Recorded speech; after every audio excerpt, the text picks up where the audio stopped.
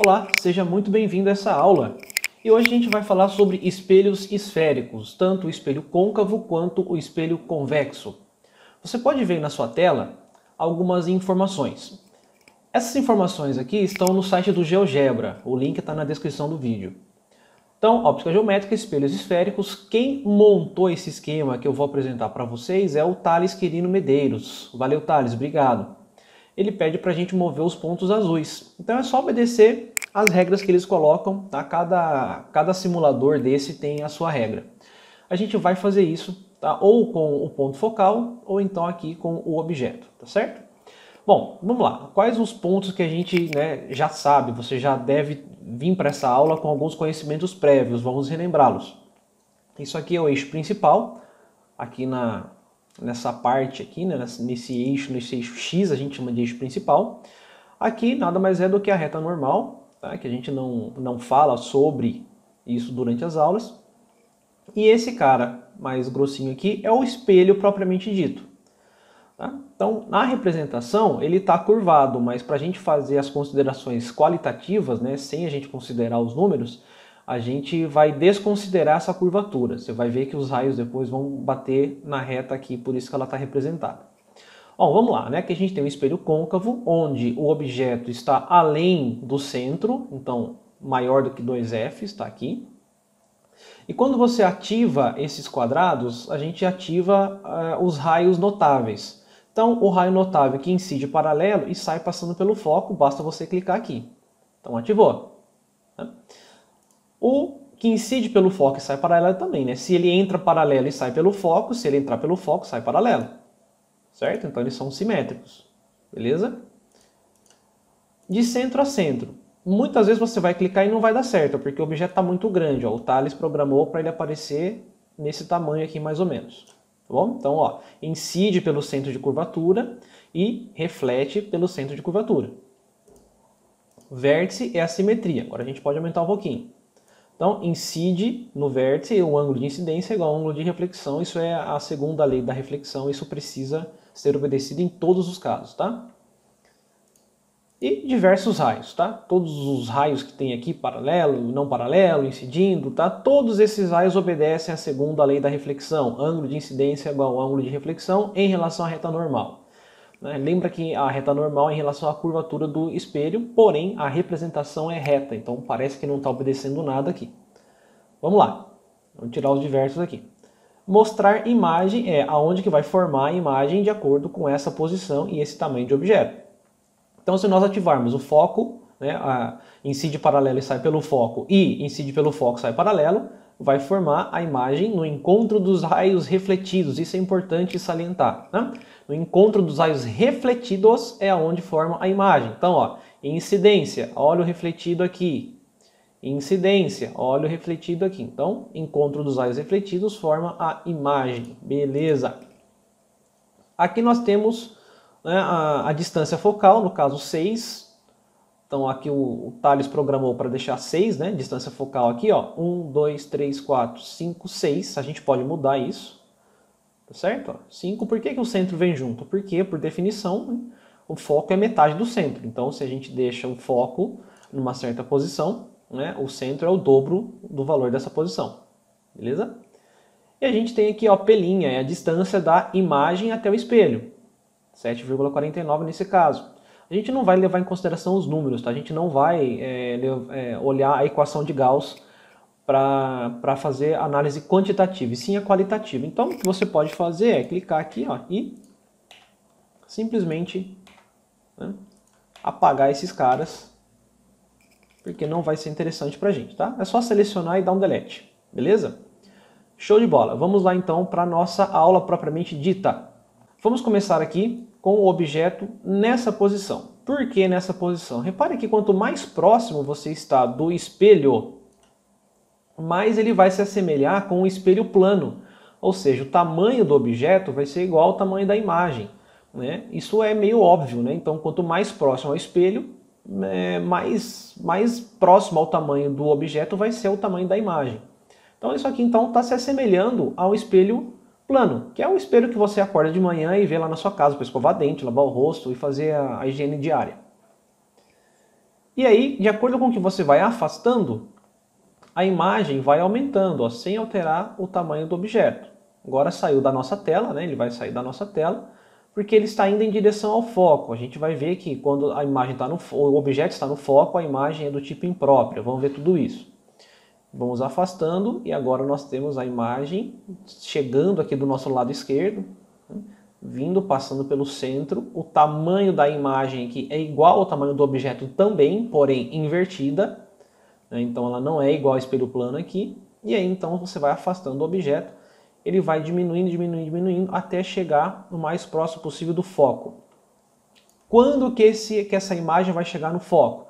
Quando o objeto estiver no infinito, que a gente não consegue fazer essa representação. Então, quanto mais distante o objeto está do espelho, mais próximo do foco esse cara vai estar, né? É o que acontece, por exemplo, com as antenas parabólicas, né? Você tem lá, no caso, o objeto é o sinal que está chegando, né? Então, o sinal chega de muito longe, incide paralelo ao eixo principal e passa pelo foco. Então, aquele receptor está exatamente no foco. Vamos dar uma olhada? Repare então que ela é curvada, ela é esférica, ela é côncava. Os raios chegam paralelos aqui, né? Ou os raios chegam aqui. E esse cara aqui é o foco. Por que eles chegam paralelos aqui? Porque aqui onde vai ter o receptor é o foco. Então, assim que a antena consegue captar um pouco melhor a imagem, beleza? Então a gente, né, de novo, né, tem um eixo principal aqui, né, tudo imaginário. Os raios aqui, as ondas eletromagnéticas estão chegando paralelo a esse eixo principal. E nesse ponto exatamente é o foco. Então os raios se concentram aqui, por isso que aqui coloca o receptor, beleza?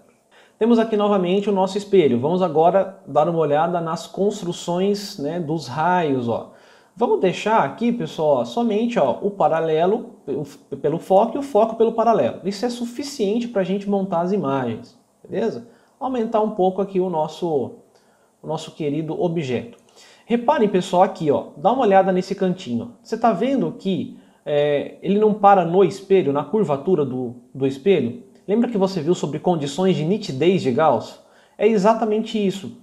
As condições de nitidez de Gauss vão tratar um espelho esférico como se ele fosse plano, tá? Isso para a tratativa de desenhos de raios, tá bom? Se a gente considerar essa distanciazinha aqui, vai distorcer um pouco a imagem, vai ficar torta aqui, enfim, vai dar alguns problemas se você considerar a curvatura, beleza? Então, para efeitos de representação, a gente pode selecionar o nosso espelho e apagar. Olha só, está tudo feito na vertical, tá bom? Lembrando, isso obedece às condições de nitidez de Gauss, né? O espelho não pode ser tão curvo assim. Meninas, essa é especialmente para vocês, tá? Vocês têm no estojo de vocês um espelhinho que vocês olham o olho de vocês lá para poder passar o lápis. Aquele espelhinho, tá? Se ele aumenta o seu olho, se você consegue ver ele um pouco maior, ele é um espelho côncavo, ele tem uma curvatura também, a gente vai ver isso, olha só. Então olha só, objeto aqui antes do centro de curvatura. Raios notáveis, incide paralelo, passa pelo foco, incide pelo foco, sai paralelo. Então, um objeto desse tamanho forma uma imagem desse tamanho entre o centro e o foco. Então, a imagem é menor e se ela é invertida, ela obrigatoriamente é real. Toda imagem real é invertida. Gravem isso. Toda imagem real é invertida, toda imagem invertida é real. Vamos próximo do nosso centro de curvatura. Repare que a imagem vai aumentando até que chegou aqui, ó. Forma um quadradão, né? O que significa isso, tá? Que quando chega nesse momento, né, se o objeto está aqui, a imagem é menor, eu vou aproximando do espelho e a imagem vai se tornando maior, quer dizer então que vai chegar um momento que ela vai ser do tamanho do objeto, certo?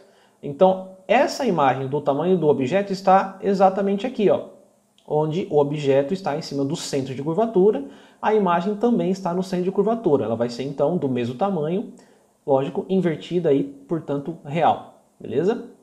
Vamos aproximar um pouco mais. E agora nós vamos chegando próximo ao foco. Repare que quanto mais próximo ao foco, mais rápido essa imagem vai indo para o infinito, olha só. Diminui um pouquinho aqui o tamanho do nosso objeto. E aí então, olha só, né? Um pouquinho que eu mexo aqui o objeto, vai bastante a imagem. Aqui nós temos que o nosso objeto forma uma imagem do tipo imprópria. Vamos colocar aqui ó, os raios paralelos. Por definição, dois raios paralelos se encontram no infinito. Portanto, a gente tem um tipo de imagem imprópria, por isso aquele símbolo do infinito lá que o professor faz no quadro, tá? Logo a gente vai ver também, acompanha os próximos vídeos aqui ao lado, né, aqui no YouTube, que a gente vai ver um esqueminha que você não vai errar um exercício de espelhos esféricos, tá? Você não vai errar nenhum, vai por mim. Então, coloquei aqui no vértice, só para ter mais um raio notável aí, o outro sumiu. E agora a gente vai então próximo aqui ao espelho entre o foco e o vértice. Vou tirar aqui a simetria para ver se o outro aparece. Não vai aparecer que não tem como incidir, né? Então a gente vai colocar aqui no centro, centro, vértice, melhor no vértice. Olha só, repare que a partir do momento que a gente veio para frente do foco, já houve um prolongamento dos raios lá para dentro do espelho côncavo, né? Então isso significa que agora a imagem vai ser virtual. Se ela é virtual, obrigatoriamente ela é direita. Lembra que aqui, ó, a imagem é muito grandona e ela vai para o infinito? Então aqui ela vai aumentando, aumentando, aumentando até chegar no infinito. Agora a gente vai trazer ela do infinito para perto do nosso espelho, olha só. Passamos para frente do foco. Então agora ela está lá no infinito de novo, mas agora atrás do espelho. Então ela ainda está bem grandona. Então ela vai vir grandona e vai diminuindo de acordo com a gente vai chegando próximo ao nosso espelho. Beleza? Então olha só, né? Então temos o objeto aqui, a imagem então vai ser maior, ela é direita, e se ela é direita, ela tem que ser virtual. É aqui, meninas, que vocês colocam o olho de vocês no espelhinho do estojo, tá? Entre o foco e o vértice. Por quê? O olho de vocês enxergam atrás do espelho, ele aparece maior e você consegue ter uma precisão maior para passar o lápis, o batom, aí se for o caso, tá bom? Então, aqui então você tem o teu olho, representa o teu olho, e aqui a imagem dele como você vai passar a sua maquiagem. E se você chegar muito próximo ao espelho, a gente tem aquele efeito de espelho plano. Basicamente aqui, o objeto tem o mesmo tamanho da imagem, tá? E agora, nesse simulador, se você pegar, clicar e arrastar o objeto para dentro do espelho côncavo, agora ele se torna um espelho do tipo convexo, olha aqui, né? Caso único. Por que caso único? Porque o espelho convexo sempre fornece um único tipo de imagem. Então, olha só, a gente vai afastando o nosso objeto, vai tendendo com ele para o infinito, olha o que acontece, ele vai diminuindo, diminuindo, diminuindo. Então a gente vai com esse objeto lá no infinito, a tendência dessa imagem aqui é vir para o foco. Então você nunca vai ter imagens de espelho convexo além do foco. Isso é impossível, tá? Não tem jeito. Pelo esqueminha que você vai ver nas próximas aulas aqui do lado no YouTube, você vai perceber que é impossível ter uma imagem de espelho convexo além do foco, beleza?